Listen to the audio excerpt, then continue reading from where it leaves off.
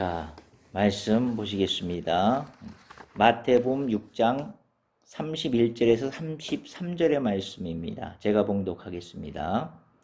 그러므로 염려하여 이르기를 무엇을 먹을까, 무엇을 마실까, 무엇을 입을까 하지 말라. 이는 다 이방인이 구하는 것이라. 너희 하늘 아버지께서 이 모든 것이 너희에게 있어야 할 줄을 아시느니라. 그런즉 너희는 먼저 그의 나라와 그의 의를 구하라. 그리하면 이 모든 것을 너희에게 더하시리라. 아멘. 오늘은 파더와이드 믿으시셨어 9째 주, 아버지와의 세상과의 관계.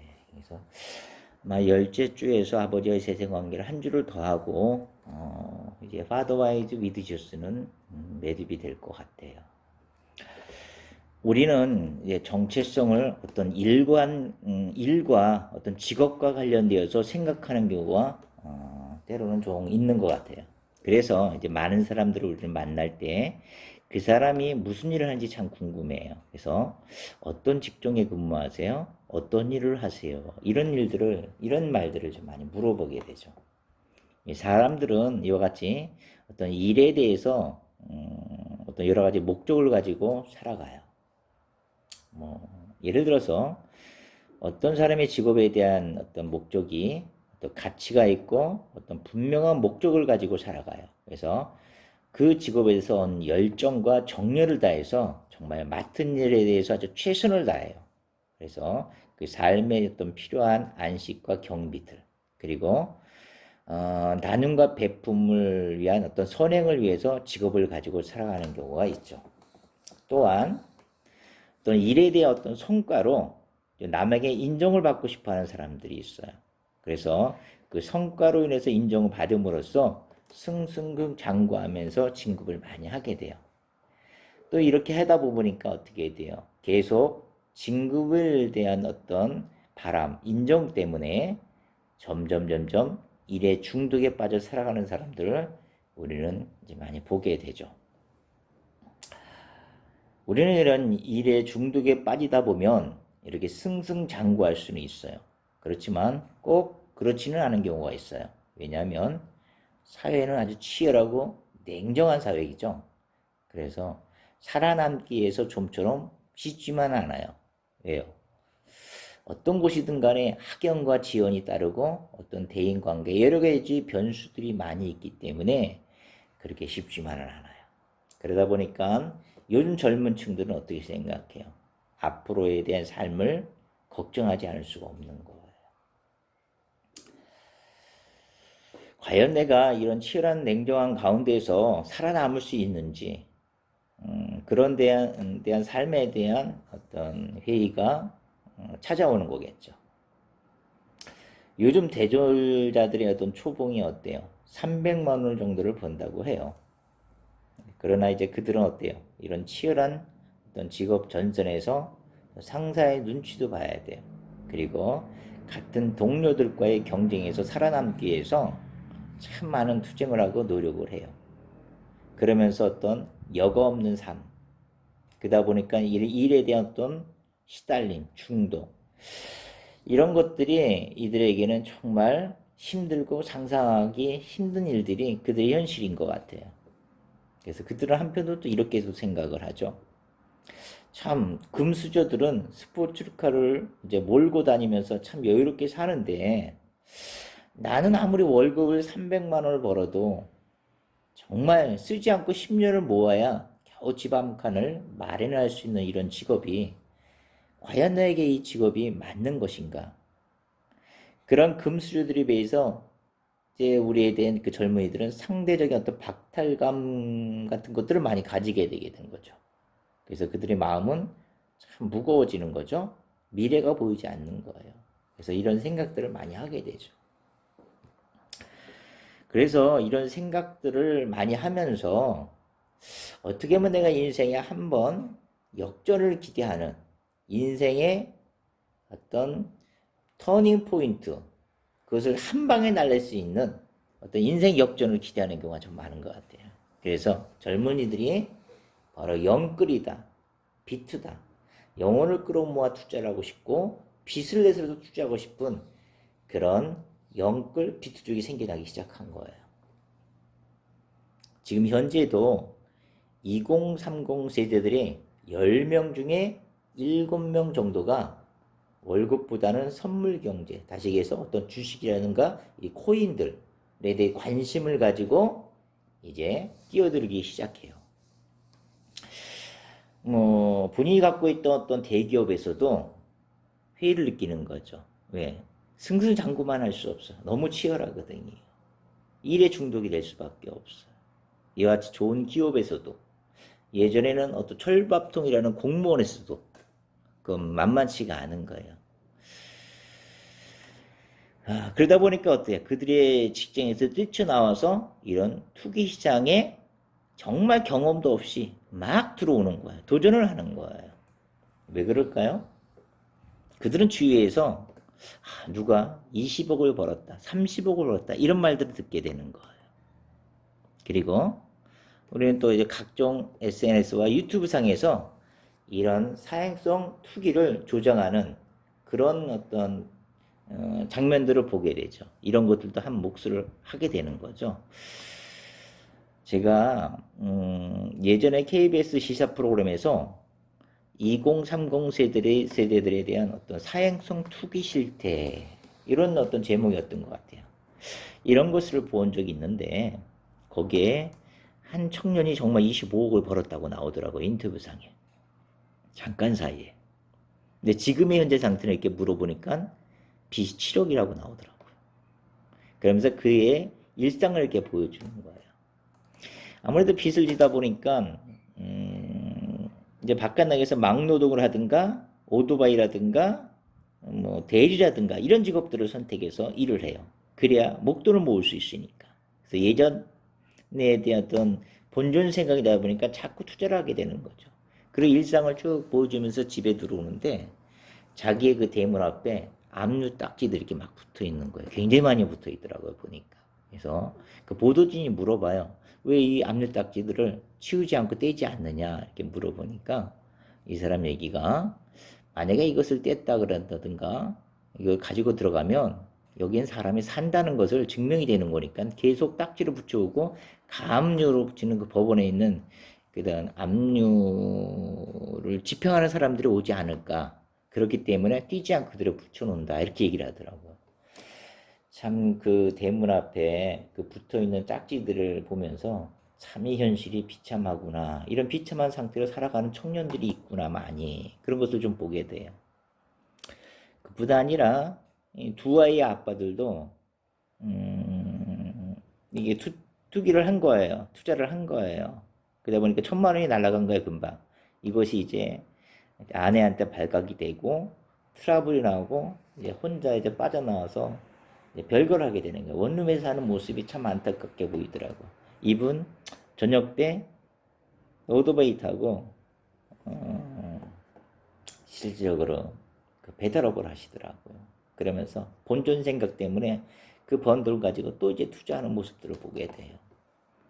또 한 청년 같은 경우는 이제 그 아버지의 그 교통사고로 보상금 나온 돈이 있어요. 그걸 가지고 투자를 한 거예요. 이게 다 날린 거예요. 그죠? 아버지의 보상금 가지고 그게 유산인데 그게 날라간 거예요. 이 가족들이 얼마나 비통이 하겠어요.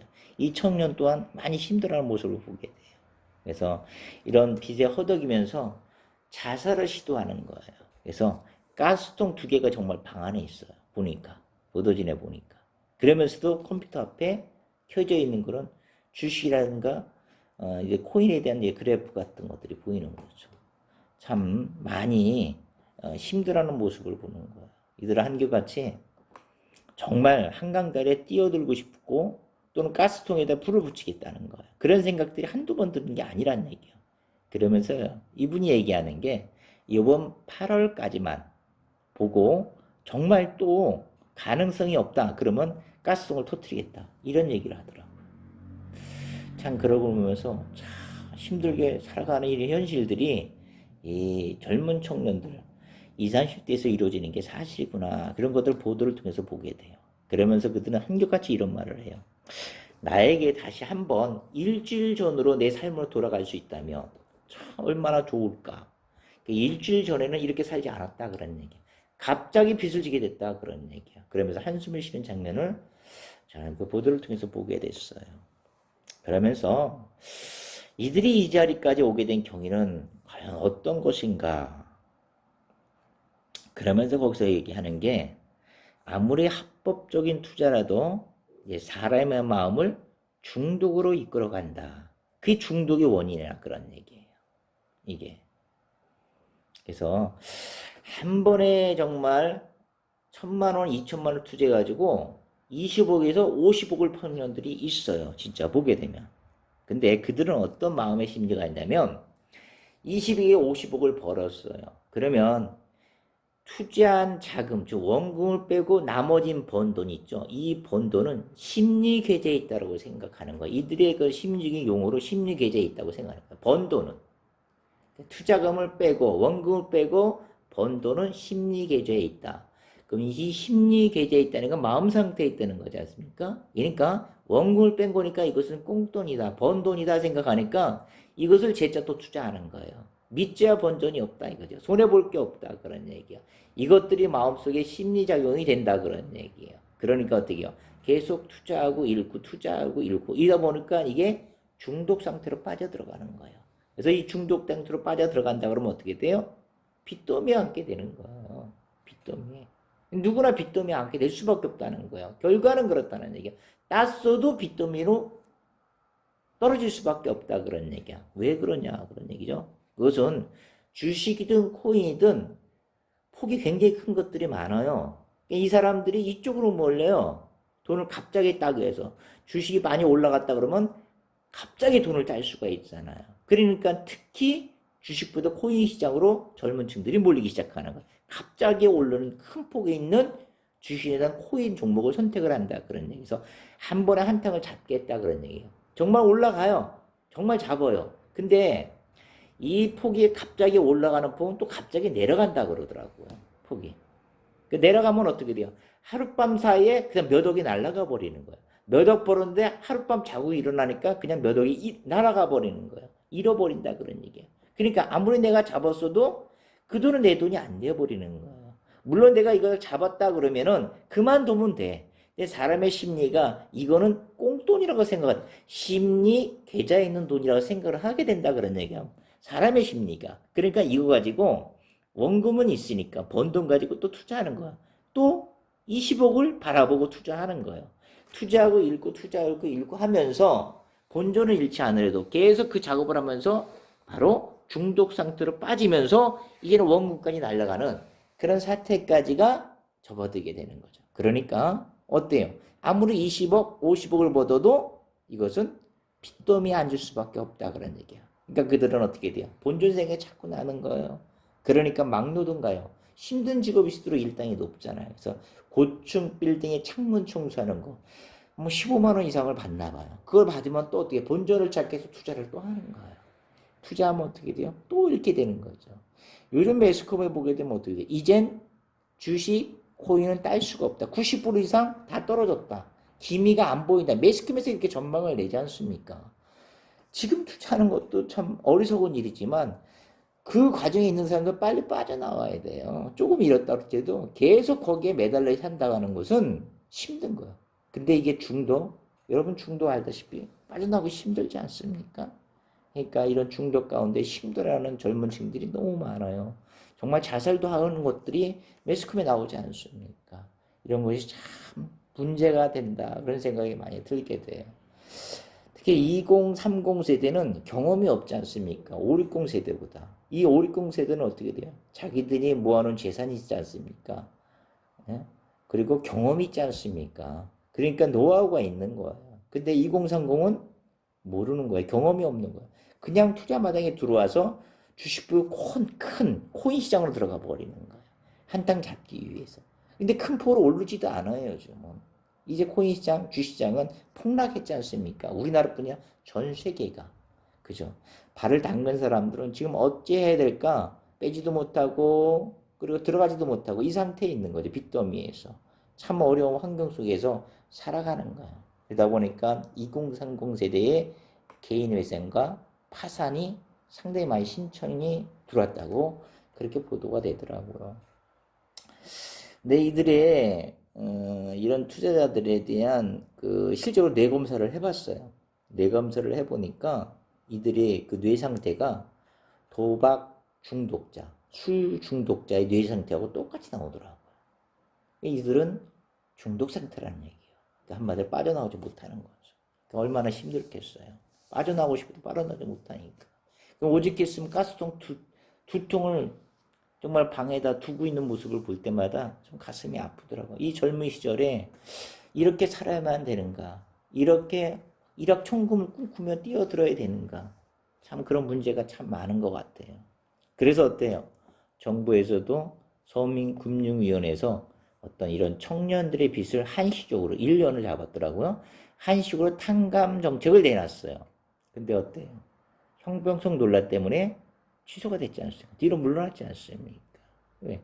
내가 착실하게 사업을 하다가 망했어요. 그 사람들은 착실하게 그 일들에, 그에 대한 것들을 착실하게 갖고 있어요. 그런 것들을.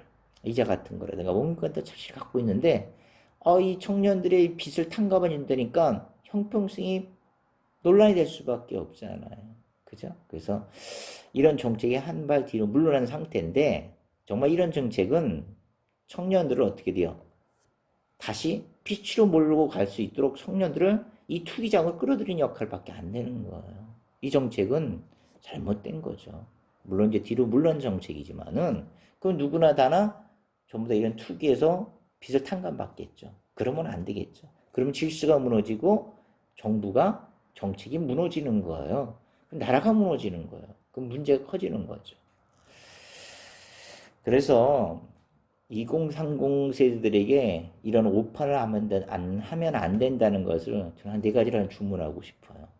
첫째는 젊은이들이 어떤 미래를 위해 어떤 커리어를 좀 키워나갔으면 하는 그런 바람이 있어요. 그러니까 우리의 어떤 기성세대가 어떤 기초를 다지고 경력을 차근차근 쌓으면서 정말 없는 상태에서 경제를 이끌어왔던 것처럼 지금의 청년들도 미래를 위해서 커리어, 어떤 경력과 경험을 잘 키워나갔으면 좋겠다는 생각이 들어요. 그래야 이런 기초와 경험들이 다져지면서 맷집이 든든해질 거 아니에요. 그러면 어때요? 어떤 어려운 환경에서도 돌파할 수 있는 힘이 생길 것이고, 바로 이 힘은 젊은이들의 정말 필요한 자신감이고, 정말 젊은이들이 살아갈 기본 자산이 되기 때문에 전 젊은이들한테 미래를 위해서 어떤 커리어를 키워나갔으면 하는 그런 주문을 하고 싶어요. 그리고 두 번째는 정말 인생을 이런 투자에 거는 그 무의미한 모험을 하지 않았으면 좋겠다 그런 얘기예요. 영혼을 끌어모아서 또는 빚을 내서라도 투자하는 인생을 배팅해서 했으면 안 된다 하는 바람을 갖고 싶어요. 정말 1억 천금은 정말 주어지지 않는 거예요. 뜬구름이에요. 그것은 단지 중독에 빠질 뿐이에요. 그래서 빚더미에 앉을 수밖에 없는 거예요. 그러니까 우리 인생을 배팅에 투자하지 말라. 배팅에 위험한 발생에 모험에 걸지 말라. 그렇게 이야기하고 싶어요. 세 번째는 이런 도박, 주식, 코인 등 이런 것들은 비탄감이 없다는 거예요. 이런 걸 오해하면 안 돼요. 그런 정책은 절대 있을 수 없다 그런 얘기예요. 현재 실제로 제가 알아본 결과 어떤 개인 회생, 파상 선고 이런 결정이 나오는 단계에는 거기에는 변호사도 거쳐야 될 것이고 법률 3당사가 세밀하게 조사를 해요. 여기에 서류를 내는 조건들이 굉장히 많아요. 40에서 50까지가 나와요. 그 서류들을 면밀히 검토를 해요. 상담도 해요. 체크도 해요. 이것을 언제 기간 동안 해요? 몇 개월 동안 기간을 두고 조사를 해요. 3번 이상 가족이라든가 포함되어 있는 모든 은행 거래, 그냥 금융 내역을 다 조회를 해요. 여기에서 조금이라도 어떤 도박이라든가 주식이라든가 코인 등의 어떤 금융 거래가 포착이 됐다. 이분은 탈락되는 거예요. 도박, 주식, 코인 이 사행성에 대한 이런 투자로 인해서 손실된 빚은 절대 탕감을 안 돼요. 개인회생 파산 선고를 신청을 해도 다 탈락이 돼요. 이런 모든 내용들은 어떻게 돼요? 은행 거래 내역을 통해서 주식 도박은 다 이루어지지 않습니까? 그냥 포착이 될 수밖에 없어요. 이런 거는 개인회생 파산을 받을 수가 없어요. 또 이뿐 아니라 이런 신청자가 가족 중에 어느 정도의 재산이 탐지되면 이거 파산 신고 개인회생 되지가 않아요. 그렇기 때문에 이 결정 나오는 건 무지하게 힘든 거예요. 현 정부의 정책도 맨 처음에는 이런 빚을 탕감해주기 위해서 발표는 했지만 형평성 논란 때문에 뒤로 물러나서 지금 이 현 정부의 정책도 빚 탕감의 어떤 목적이 도박, 주식, 코인에 대한 이런 사행성 투기는 절대 빚 탕감 요인이 되지 않아요. 건전하게 사업에 의해서 어떤 피처 못할 어떤 자연 환경, 세계적인 역량 이런 것들을 위해서 빚을 질 수밖에 없는 경제적인 원리에서 빚을 질 수밖에 없는 이런 이유가 됐을 때는 탕감 요인을 낼 수 있어요. 그런 분들은 뭐 철저하게 뭐 검증을 해서 탕감을 해주겠다 이렇게 얘기를 했어요. 하지만 젊은 층들이 오해하지 말아야 될 것은 도박, 주식, 코인 등 이런 어떤 투기성 있는 것으로 인한 빚은 절대 탕감이 없다는 것을 잊어버리지 말라 그런 얘기야. 그런 정책이 있는 한 우리나라는 정책에 대한 부분을 책임져야 돼요. 문란해져요. 이렇게 되면은 어떤 이 금융에 대한 이런 그 투기에 대한 투자에 대한 이런 부분들에 대한 혼란이 와요. 그러면 정책이 올바로 쓰겠어요? 나라가 올바로 쓰겠어요? 안 되겠죠. 무너지는 거야 이거는. 그래서 이런 정책은 앞으로도 나올 수 없다는 것을 우리 젊은 층은 알아야 된다 그런 얘기예요. 마지막으로 네 번째로 내가 부탁하고 싶은 거는 우리는 이 땅만 보려면 사랑하는 인생이 아니라는 얘기예요. 우리는 이 땅만 바라보는 인생이 돼서는 안 된다 그런 얘기예요. 우리는 이 땅만 바라보고 산다면 어떻게 돼요? 이 세상에는 어떠한 암울한 신들이 있어요. 사단의 세력들이 있어요. 우리는 한 치 앞도 내다볼 수 없는 인생의 안목을 가지고 있어요. 거기에다가 그 안목에다 우리의 마음까지를 혼미케 해버려요. 그러니까 어떻게 돼요? 욕심과 탐욕과 정욕으로 우리 인생에 정말 커다란 오점을 남기고 끝내는 인생을 마감하게 될 수밖에 없다 그런 얘기예요. 그래서 요한일서 2장 15절 17절에 보게 되면 성경은 이렇게 우리에게 말씀해요. 이 세상이나 세상에 있는 것들을 사랑하지 말라. 누구든지 세상을 사랑하면 아버지의 사랑이 그 안에 있지 아니하니 이는 세상에 있는 모든 것들이 육신의 정욕이요 안목의 정욕이요 이생의 자랑이니 이런 것들은 다 아버지께로부터 온 것이 아니요 세상으로부터 온 것이라. 이 세상도 이런 정욕도 탐욕도 다 지나가되 오직 하나님의 뜻을 행하는 자는 영원히 거하느니라 이렇게 말씀하셔요. 그러므로 우리는 이 땅에서 우리에게 맡겨주신 사명들이 있지 않습니까? 그런 사명들과 하나님은 질서의 하나님이에요. 이런 세계의 질서에 순응하면서 정말 내 영혼이 잘된 것 같이 내가 범사에 잘되고 육신에 강건하라는 하나님의 말씀처럼 정말 하늘의 소망을 가지고 이 땅에서는 나그네 인생을 우리가 꼭 기억하면서 우리 인생에 맡겨진 사명의식에 충실하게 살아간다면 그것이 정말 값진 인생이고 잘 사고 복되는 사람이 될 것이라는 것이에요. 그래서 여러분 우리 인생의 삶은 정말 잠깐입니다. 그리 길지 않아요. 정말 주어진 시간을 정말 아껴야 돼요. 최선을 다해야 돼요. 그래야 우리는 땅 가운데에서 잘되는 인생이 되는 것이에요. 우리가 창세기 2장 15절을 보게 되면 이런 말씀이 있어요. 여호와 하나님이 그 사람을 이끌어, 여기서 그 사람은 아담을 얘기해요.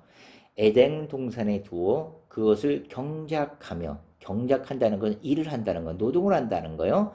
경작하며 지키게 하시고 이렇게 말씀하셨어요.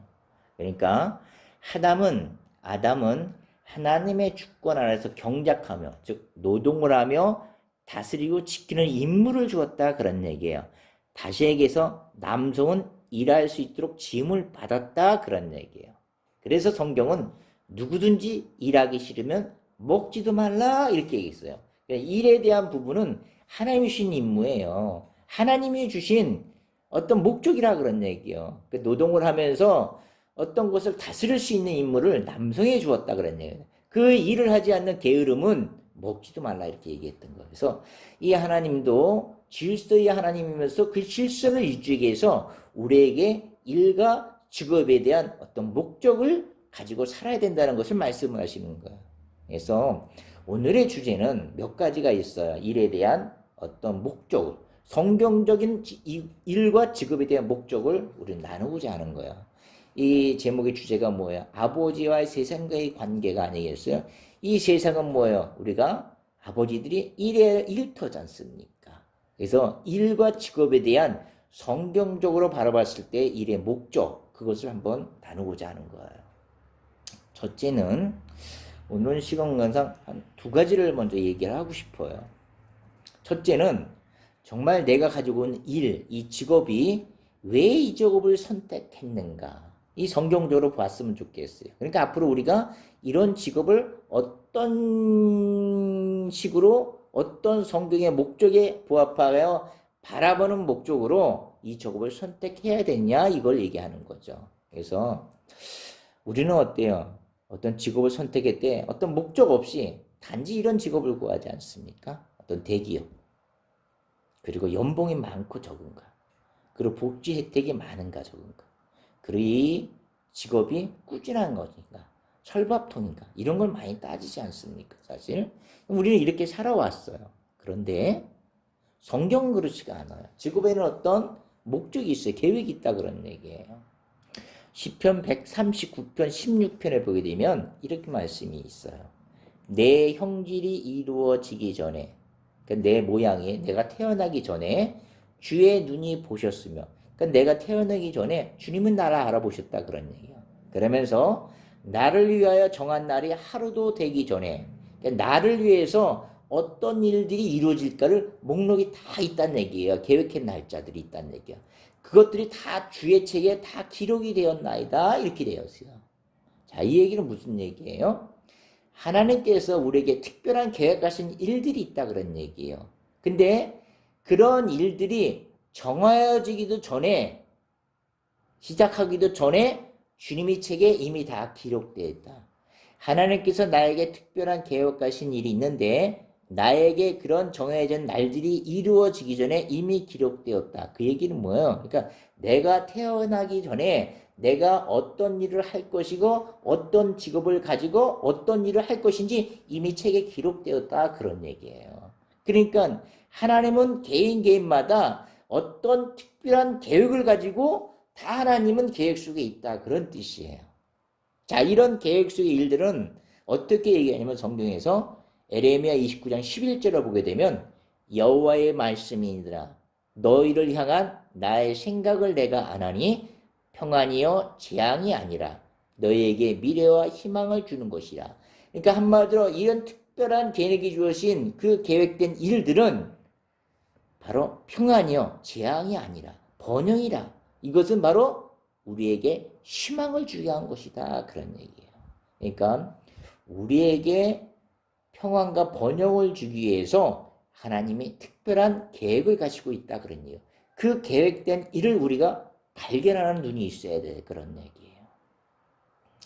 우리는 아까도 얘기했지만 직업을 구할 때 우리를 향하신 하나님의 계획을 정말 무시해요. 이런 계획들을 다 갖고 있는데 단지 우리는 어때요? 월급, 연봉, 복지 혜택들, 어떤 외형적인 어떤 과실을 해서 대기업을 기준으로 높은 급여를 주는 직업을 선택을 해요. 하지만 어때요? 이 대기업이라든가 어떤 높은 연봉을 위한 그 직업을 선택했어요. 근데 거기서 과연 만족이 있을까요? 처음 만족이 있어요. 남의 눈이 의식하고 남이 바라보는 시선이 있으니까 어때요? 내가 우쭐할 거 아니에요. 하지만 거기에서는 어떻게 해요? 아주 치열한 경쟁이 있지 않습니까?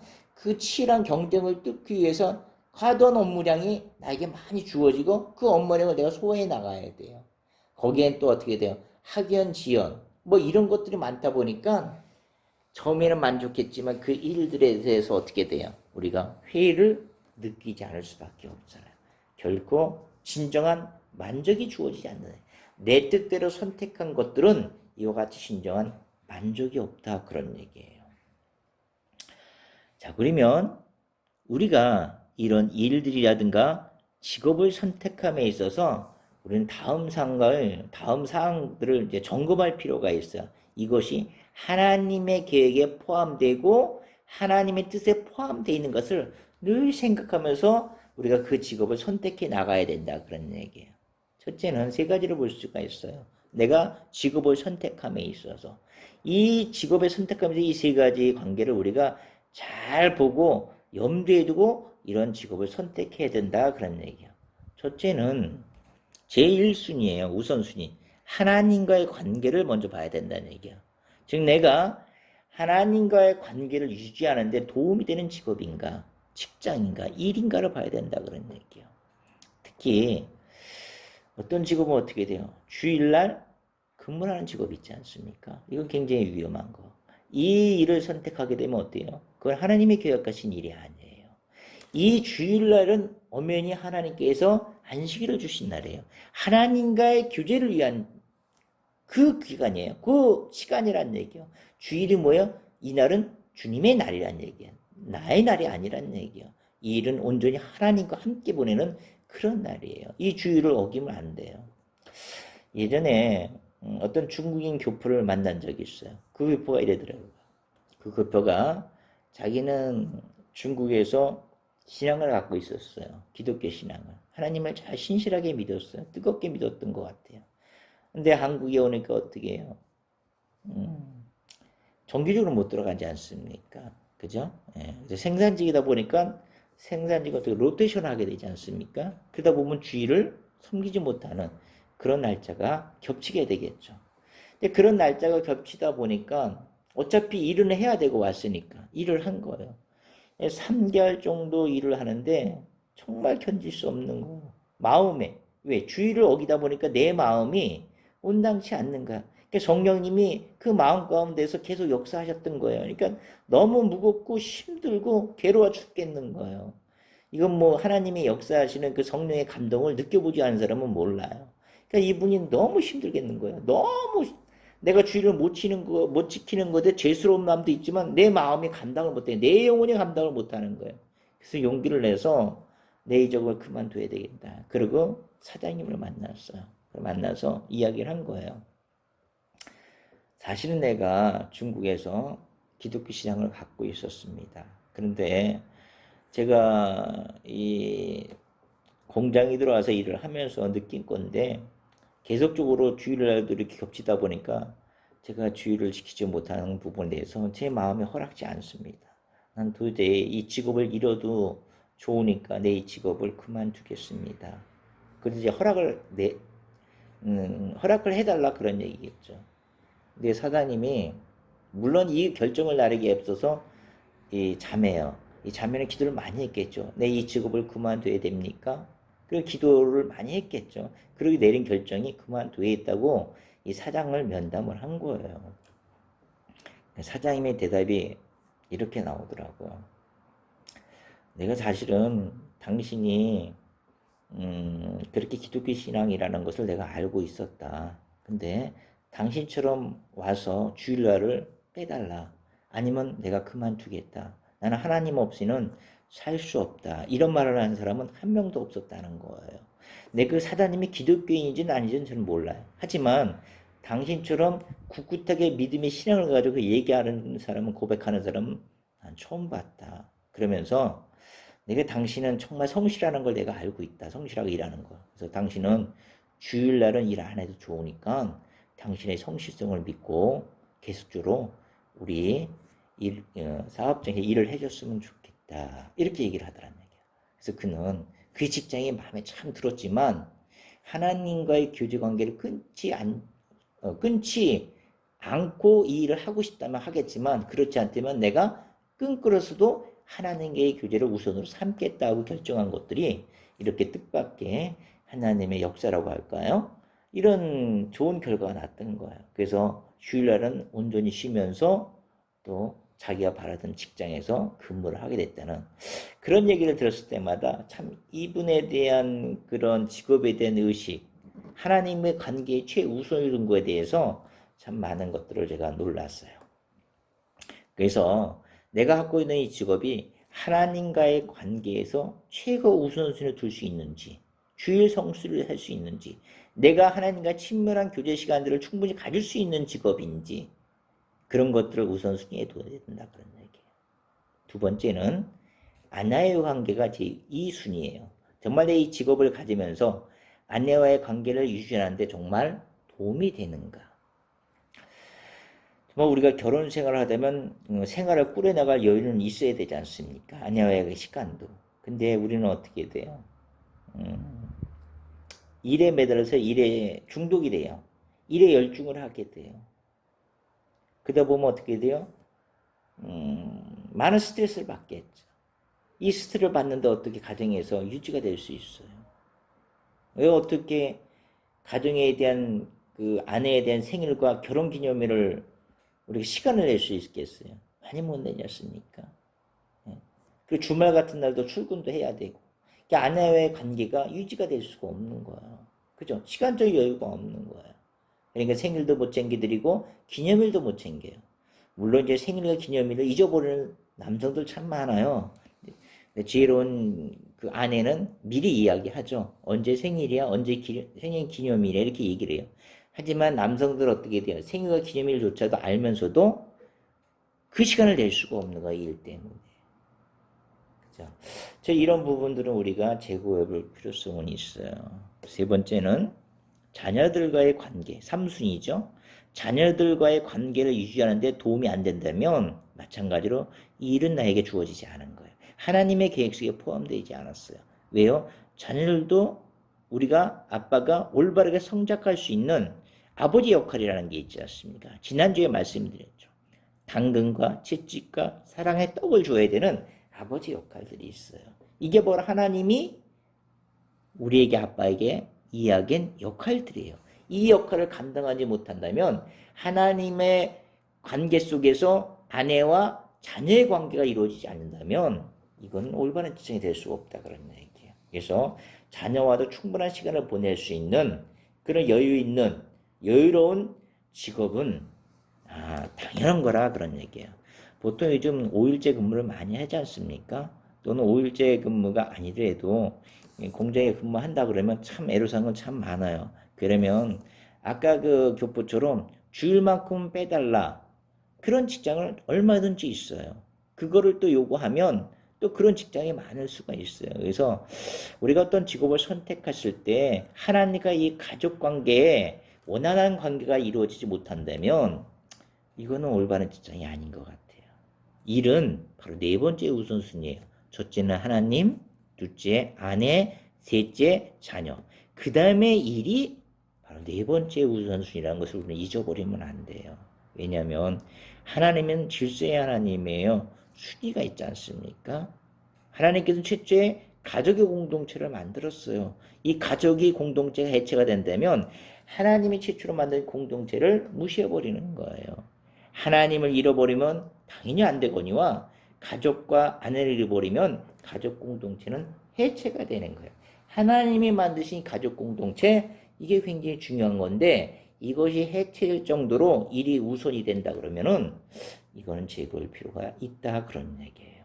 그래서 우리가 어떤 직업을 선택함에 있어서 이런 관계의 우선순위를 잘 보시고 이런 선택을 해야 돼요. 당연히 하나님의 계획한 직업은 이거에 맞는 합당한 하나님의 직업을 우리에게 마련해 주셨다는 거예요. 그 직업을 찾는 거예요. 두 번째는 정말 내가 하고 있는 일이 정말 주의 이름을 위한 일인가? 내가 어떤 직업을 주어졌어요. 첫째 것이 다 해당이 돼요. 근데 내 일이 주의 이름의 영광을 위해서 일을 하고 있는 직업인가? 꼭 그 일이 아니라도 내가 어떤 시간을 통해서 그 일을 역할을 감당할 수 있는 일이 부가적으로 할 수 있는 일인가? 하나님의 영광을 위한 일인가? 이걸 감당을 해야 돼요. 이 일이 하나님께서 원하는 계획이라는 얘기예요. 주의 이름으로 일을 한다. 그런 거면 이름이라는 건 무엇이겠어요? 그 사람을 대변하고 그 사람의 인격 자체를 얘기하는 거. 이름이란 뜻은. 그러니까 주의 이름으로 일한다는 것은 뭐예요? 주님의 인격과 주님의 성실성을 따라 일하는 것을 주의 이름으로 일하는가? 이렇게 얘기할 수가 있겠죠. 그래서 우리는 세상에서 우리의 일은 정말 마지막 날에 모두 드러난다고 성경은 이야기하고 있어요. 고린도전서 3장 10절 15절에 보게 되면 우리의 공력이 나타난다 이런 얘기예요. 공력이라는 것은 뭐 어떻게 돼요? 공을 들여서 애써서 힘을 다하는 일들을 공력이라고 이야기한다 그런 얘기예요. 그래서 우리가 세상에서 우리의 일들이 마지막 때는 그것이 다 드러날 수밖에 없다. 이것이 정말 하나님의 일을 했는지 안 했는지를 다 나타나게 된다 그런 얘기예요. 주의 이름으로 그 일을 했는지 안 했는지를 다 보게 된다는 얘기예요. 드러난다 그런 얘기예요. 그래서 고린도서 3장 10절에서 11절을 보게 되면 성경은 이렇게 얘기하죠. 내게 주신 하나님의 은혜를 따라 내가 지혜로운 건축자와 같이 터를 닦아두매 다른 이가 그 위에 세우나 그러나 각각 어떻게 그 위에 세울까 조심할지니라.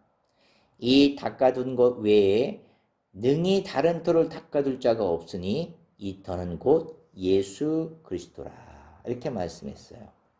그러니까 우리는 하나님을 위해서 내가 생각하는 어떤 특별한 일을 계획하는 경우가 참 많아요. 그리고 성령님 이 계획한 일을 인도해 주세요. 이렇게 구하는 경우가 참 많지 않습니까? 하나님을 위해서 내가 생각한 특별한 계획을 이루기 위해서 성령님에 대한 인도함을 구한다 그런 얘기예요. 그러나 어때요? 성령님의 그 인도함은 나의 계획을 무참하게 짓밟아버리고 버려버린다 그런 얘기예요. 성령님의 인도함은 어떤 거냐면요. 내 계획이 아니라는 얘기예요. 주님의 계획과 뜻을 나를 통해서 이루고자 한다 그런 얘기예요. 우리는 그런 것들을 착각해서는 안 된다는 얘기예요. 그래서 우리의 어떤 그 신앙 여정에는 언제나 내가 뭔가를 위대한 일을 해내겠다는 그런 유혹들이 참 많이 들어와요. 그래서 우리는 그 유혹들이 마치 믿음인 양, 즉 하나님의 뜻인 양 착각을 해요. 그래서 그 위대한 일을 이루고자 하고 우리는 막 노력을 하지 않습니까? 그러나 주님은 그 일을 이루지 못하게, 온당치 못하게 생각하거든요. 그래서 우리는 그 일을 이루지 못했을 때는 우리는 절망을 해요. 또 실망도 해요. 그러다 보니까 어떻게 돼요? 믿음이 흔들려지고 신앙마저 흔들리는 경우가 있어요. 그때 주님은 우리에게 이렇게 말씀하시죠. 내가, 당신을 얘기하는 거죠. 내가 이루고자 하는 그런 일들은 바로 내가 하나님이 이루고자 하는 일이 아니야. 왜냐하면 그 일에서 너는 정말로 참된 안식과 평안을 누리지 못하기 때문이야. 내가 그 일을 너한테 이렇게 이룰 수가 없는 거야. 내가 내게 원하는 것은 바로 내가 너를 통해서 나의 일을 이루고자 하는 거야. 이게 바로 하나님의 계획된 일이야. 이게 바로 너의 일이야. 다시 얘기해서 결론은 이거죠. 우리의 인생이 내 목적, 나의 목적을 이루는 인생이 되지 말고 오직 예수 그리스도의 터 위에서 우리의 인생이 설 수 있도록 만드는 거야. 그러니까 내 목적을 위해서 나의 인생을 위해서 내가 세워나가는 것이 아니라 어디의 터 위에서요? 예수 그리스도의 터 위에서 우리의 인생을 세워나가야 된다 그런 얘기예요. 이 얘기는 무슨 얘기예요? 언제나 주님께서 우리를 통해서 일하시도록 하는 것이 가장 중요하다는 말이에요. 그래서 이어서 바울은 이런 예수 그리스도 위에 세우는 자재를 이렇게 설명을 두 가지를 이용하죠. 금과 은과 보석들 이런 것들은 아주 견고한 것들이에요. 값이 비싸고. 이 얘기는 무슨 것을 의미하는 거예요? 변치 않는 영원한 것들을 의미하는 거예요. 그리고 나무, 풀, 집 이런 것들은 값싸고 허술한 거예요. 그러니까 일시적인 것들을 의미하는 거예요. 이런 것들을 가지고 이제 하나님은 이렇게 말씀하셔요. 만일 누구든지 금이나 은이나 보석이나 이건 영원히 변치 않는 것들을 얘기하는 거예요. 그죠? 뭐냐? 나무나 풀이나 집 이 세 가지는 어떻게 돼요? 값싸고 허술한 거 그냥 일시적인 것뿐이에요. 그죠? 있던 것들을 이 터 위에 그러니까 예수 그리스도의 터 위에 세우면 그러니까 금이나 은 영원한 것을 위해서 세우느냐 또는 일시적인 것을 위해서 세우느냐 그런 걸 얘기하는 거예요. 그러면 각 사람의 공적이 이 공적이라는 건 뭐예요? 공을 들여서 애를 써서 힘을 다해서 한 일을 얘기하는 거예요. 일. 각 사람의 일이 나타날 터인데 그날에 여기서 그날은 주님의 재림의 날을 얘기하는 거예요. 주님의 재림의 날에는 그 공적을 밝히니 그 공적이 드러나 너가 한 일이 드러난다 그런 얘기예요. 이는 어떻게 드러나요? 불로써 나타낸다. 이 불은 뭐예요? 불시험을 얘기하는 거예요. 즉 어려운 시험을 나타내는 얘기예요. 이 불은 시험을 나타내는 거예요. 그 불이 각 사람의 공적이 어떠한 것을 시험할 것이라. 그러니까 이 불이라는 것은 불시험을 하는 거예요. 이 시험으로써 너가 터 위에 세운 금이나 은이나 보석이라는 재료를 세웠는지 나무나 풀이나 집으로 세웠는지를 이 불시험을 통해서 이 어려운 시험을 통해서 익히 알 수 있다 그런 얘기예요. 그러니까 이 불시험을 거친 후에 이 공적이 너희가 공을 들여서 힘써서 일한 일들이 그 여부가 결정되는 거예요. 어떻게요?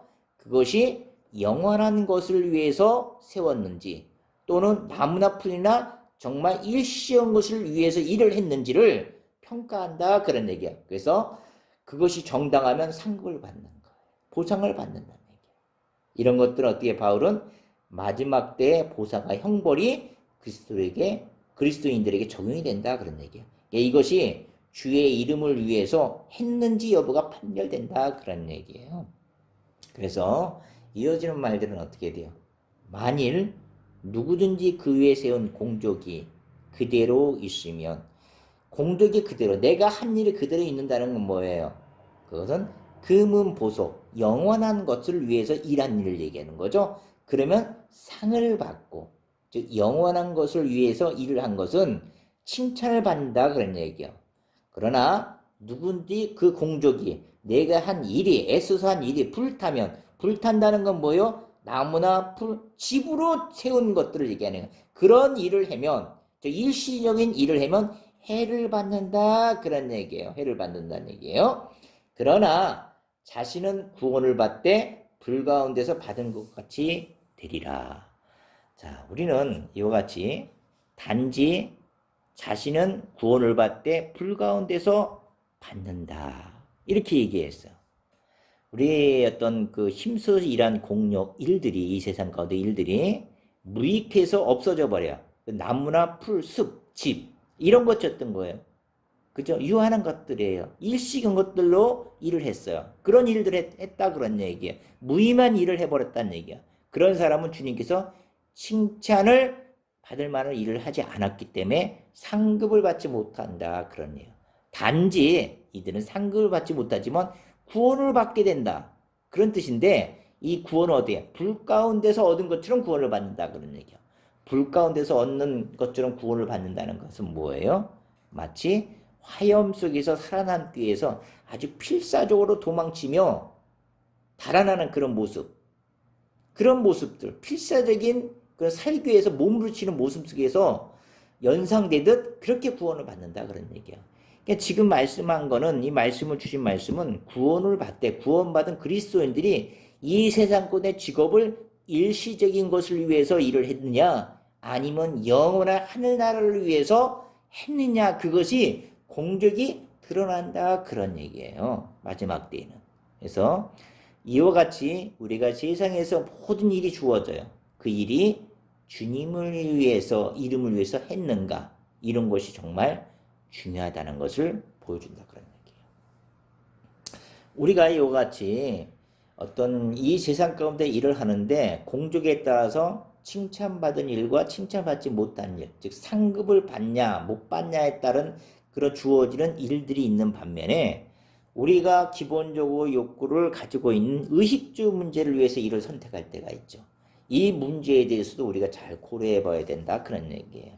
마태복음 6장 25절에서 43절의 말씀은 이렇게 나오죠. 그러므로 내가 너희에게 이르노니 목숨을 위하여 무엇을 먹을까? 무엇을 마실까? 몸을 위하여 무엇을 입을까? 염려하지 말라. 목숨이 음식보다 중하니 아니하며 몸이 의복보다 중하지 아니하냐. 이렇게 말씀해요. 우리 세상의 염려는 우리 안에 계신 새 생명을 질식하게 하죠. 물론 우리가 세상에 살아가다 보면은 많은 염려로부터 자유롭지는 못해요. 기본적인 의식주 문제뿐 아니라 어떤 사업성의 이해관계가 참 많이 있겠죠. 대인관계, 건강의 문제들. 이런 많은 어려움들이 정말 우리에게 밀물처럼 물려와요. 참 어려운 난관이죠. 그죠? 그렇기 때문에 우리는 성령님의 도움 없이는 우리의 마음을 보호하지 못해요. 안돼 보호할 수 없어요. 우리 마음을 조절할 수가 없어요. 성령님이 우리 마음을 우리 염려 가운데서 평화 가운데로 인도하실 분은 주님밖에 없다 그런 얘기예요. 주님이 우리 마음을 보여주시면 안 된다는 얘기예요. 왜요 그것은? 우리가 세상의 염려를 가지면 어떻게 돼요? 이런 세상의 근심과 염려가 오로지 이것을 극복하기 위해서 세상의 방법을 찾지 않습니까? 세상 방법, 이 방법, 저 방법은 찾지 않습니까? 사람들을 찾지 않습니까? 수단을 찾지 않습니까? 그러다 보니까 세상 속에 함몰되어서 빠져나오지 못해요. 그러면 어떻게 돼요? 내 안에 계신 생명이 그러신 주님을 바라보지 못하게 된다는 거예요. 그렇다면 어떻게 돼요? 주님과의 관계가 끊어지는 거죠. 주님과의 끊어지면 어떻게 돼요? 내 영혼의 죽음이 오는 거예요. 내 영혼의 죽음이 오게 되면 마지막 때 멸망될 수밖에 없다는 거예요. 그래서 우리는 염려하지 말라는 거예요. 주님은 우리의 이런 처지와 상황들을 다 아시는 분이에요. 내가 염려와 고통받는 거 그런 상황도 다 아신다 그런 얘기예요. 그러므로 우리의 처지와 상황을 염려하기보다도 다 아시는 하나님 있지 않습니까? 그러니까 주님과의 관계를 유지하는 일에 우리는 오히려 거기에 염려를 해야 돼요. 우리가 처한 처지와 상황들을 염려할 것이 아니라 우리가 믿음 안에서 주님과의 관계를 어떻게 하면 유지할 수 있는가 이런 거에 대한 염려를 하라 그런 얘기예요. 우리가 세상의 염려와 어떤 그 주님과의 관계를 유지하는 어떤 그 믿음이 이런 경쟁할 충돌할 때가 있지 않습니까? 그때 우리는 당연히 주님과의 관계에 최우선을 두라 그런 얘기예요.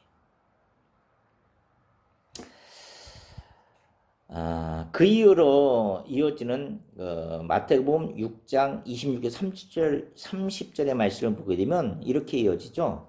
공중의 새를 보라. 심지도 않고 거두지도 않고 창고에 모아들이지도 아니하되 너희 하늘 아버지께서 기르시나니 너희는 이것들보다 귀하지 않으냐.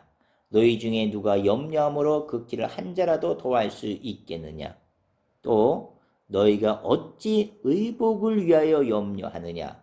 들의 백합화가 어떻게 자라는가 생각하여 보라. 수고도 아니하고 길쌈도 아니하느니라. 그러나 내가 너희에게 말하노니 솔로몬의 모든 영광으로도 입은 곳이 이 꽃 하나만 갖지 못하였느니라. 오늘 있다가 내일 아궁이에 던져지는 들불도 하나님이 이렇게 입히시거늘 하물며 너일까 보냐 이 믿음이 작은 자들아 라고 책망을 하죠. 자, 여기서 말씀하는 주제는 뭐예요? 공중의 새들을 봐. 그 새들은 심지도 않고 거두지도 않고 창고에 모아두지도 않아. 근데 하나님이 참 기르시는 거 보면 용하지 않아? 하나님이 이렇게 놀라우신 분이 있잖아. 너희는 모르니? 너희 의복 가지고 그렇게 염려하는데 그 염려하지 마. 들의 백합화를 봐. 그런 수고도 않고 길쌈도 하지도 않아. 근데 그 꽃이 그 아름다움은 그 솔로몬의 그 모든 영광보다 참 아름다워. 근데 이 꽃은 오늘 있다가 내일 아궁에 던지들은 그런 들풀밖에 지나지 않아. 근데 이들보다 너희가 얼마나 더 귀중한 존재냐? 너희는 내 아들의 생명이 존재하는 아들들이야. 내가 너희들의 이런 것들을 근심하고 좌절하고 있을 필요가 있니? 내가 너희들의 이런 상황을 알지 못하겠느냐? 이런 말씀을 하시는 거예요. 그래서 이런 공중의 새들은 본능적으로 살아가지 않습니까? 그래서 이 본능으로 사는 새들은 하나님이 이렇게 살피듯이 우리 또한 우리가 본능적으로 어떤 본능이요? 나의 본능 말고 내 안에 계신 새 생명이신 그리스도의 본능으로 우리가 살아갈 때는 똑같이 공중의 새와 똑같이 들의 백화처럼 그렇게 우리를 먹여주고 살려준다 그런 얘기예요. 아무 근심하지 말라 그런 뜻이에요. 그 우리의 주신 새 생명은 어때요? 공중의 새들과 백합바들보다는 비교가 될 수 없는 하나님의 아들의 생명이라는 얘기예요. 그러니까 우리는 이 생명을 가진 자들이에요. 그러니까 우리는 공중의 새와 이 백합화 본능과 이런 질서에 따라 순종하며 살아가는 그런 자들에게 하나님 보살피듯이 이 생명을 가진 이 생명의 본능으로 행할 때 우리도 고민과 염려에 그냥 내버려두지 않는다 그런 얘기예요. 하나님이 우리를 다 알아서 챙겨주신다 그런 얘기예요. 그래서 그러므로 염려하여 이르기를 무엇을 먹을까 무엇을 마실까 무엇을 입을까 하지 말라 그런 얘기예요. 이는 다 이방인들이 구하는 것이라. 너희의 하늘 아버지께서 이 모든 것이 너희에게 있어야 할 줄을 아시니라. 그런즉 너희는 먼저 그의 나라와 그의 의를 구하라. 그리하면 이 모든 것을 너희에게 더하시라. 여기 더하시는 건 덤으로 주겠다 그런 얘기예요. 자, 여기서 말씀하신 것처럼 너희 안에는 생명이신 예수 그리스도 그 하나님의 아들이 계시는 거야. 그의 본능대로 따라만 한다면 너희들이 구하는 거 다 알고 있어. 근데 무엇으로 먹을까 입을까 마실까 입을까 염려하지 말라 그런 얘기야. 이건 다 이방인들이 구하는 것이야. 하나님 알지 못하는 자들이 구하는 거야. 너희가 정말 하나님을 안다면 너희 안에는 내 아들 바로 예수 그리스도의 생명이 있어. 그 본능대로만 움직여져. 새들도 본능대로 움직여주고 들국가도 그들이 살고 있는 질서대로 움직여줬어. 너희 안에 생명이신 예수 그리스도의 본능대로 움직여주고 그의 삶대로 살만 준다면 너는 아무것도 염려하지 마. 대신 너희는 먼저 그의 나라와 그 일을 구해. 그러면 너희에게 필요한 이 모든 거 덤으로 줄 거야. 이렇게 하시는 말씀이에요. 자, 그러면 여기서 그의 나라와 그의 일은 참 많이 등장해요. 말씀 가운데. 그의 나라가 뭘까요? 성경에는 하나님의 나라에 대한 그 모형이 에덴 동산이 있지 않습니까? 이 에덴 동산에는 왕이 있어요. 통치자가 있다 그런 얘기예요. 그리고 통치자 밑에 그 명령에 순종하는 백성 아담과 하와가 있다 그런 얘기예요. 이게 바로 하나님의 나라의 원형이에요. 하나님의 나라의 통치가 있고 순종하는 백성. 이게 하나님 나라 아니겠습니까? 이게 하나님 나라의 원형이 에덴 동산에 있었어요. 근데 이 하나님 나라가 깨진 이유가 뭘까요?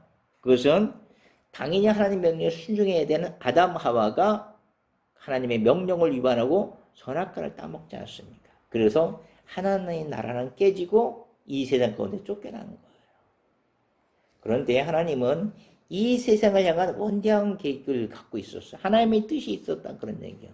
하나님의 나라에서 쫓겨난 그 인생들을 다시 구원해서 하나님 나라를 다시 이루고자 하는 것이 하나님의 위대한 계획이에요. 그 계획이 어디서 이루어진 거예요? 그 비밀은 예수 그리스도의 십자가의 사건에서 일어나는 거예요. 이 십자가의 사건을 통해서 이 보혈로 말미암아 우리의 모든 죄사함을 받고 하나님의 백성이 된 거예요. 그러니까 이 하나님의 백성들은 어떻게 돼요? 우리가 이 땅 가운데서 오직 주님의 말씀에 순종하며 동행하는 삶을 살 때 하나님의 통치가 그 가운데 이루어지면서 이 나라가 바로 하나님의 나라라 그런 얘기예요. 다시 얘기해서 하나님의 나라는 어떻게 돼요? 하나님의 통치가 날아오지는 이 땅. 통치 가운데 우리가 말씀에 순종하고 동행하는 삶을 살 때 그것이 바로 하나님의 나라라 그런 얘기예요. 물론 하나님의 나라는 예수님께서 다시 이 세상에 오실 때 그때가 진정한 하나님의 완성의 나라가 이루어져요. 그때는 정말 에덴 동산처럼 완전한 하나님의 나라가 회복되는 거예요. 그 나라는. 우리는 그 나라를 위해서 지금 성화의 과정을 가고 있는 거예요. 그것이 바로 하나님의 나라라 그런 얘기예요. 그 다음에 하나님의 나라와 그의 의를 구하라. 그의 의를 구하라. 우리는 그의 의를 로마서의 이신칭의 의를 참 많이 알고 있죠. 그 이신칭의 의는 뭐예요? 예수님을 믿을 때 얻어지는 칭의 의를 얘기하지 않습니까? 그러니까 예수님을 믿을 때 그 믿음으로 의로운 사람이라고 인정을 받고 칭함을 받게 되는 그 의, 이신칭의 의를 얘기해요. 그러나 여기서의 하나님 나라와 그의 의는 이신칭의 의가 아니에요. 이 본문에서 의는 바로 이신칭의 의가 아닌 성화의 의를 말하는 거예요. 성화의 의. 지금 우리가 예수 그리스도를 통해서 믿음으로 구원을 받았어요. 이제는 우리 안에 예수 그리스도의 생명의 아들이 들어오셨어요. 그 본능대로 살아가는 거예요. 그 본능대로 살아간다는 건 뭐예요? 예수님이 우리에게 가르친 교훈들을 실천하며 살아가는 그 의로운 삶의 의, 성화의 의를 얘기해 주는 거예요. 이거를 지키라 그러냐. 이거를 추구하며 살아가라 그런 얘기예요. 성경에는 많이 하나님의 말씀에 대해서 순종할 것들에 대한 그런 교훈적인 것들이 많이 기록되었어요.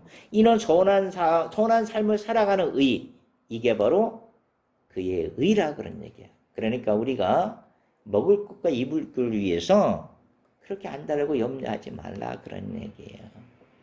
그렇죠?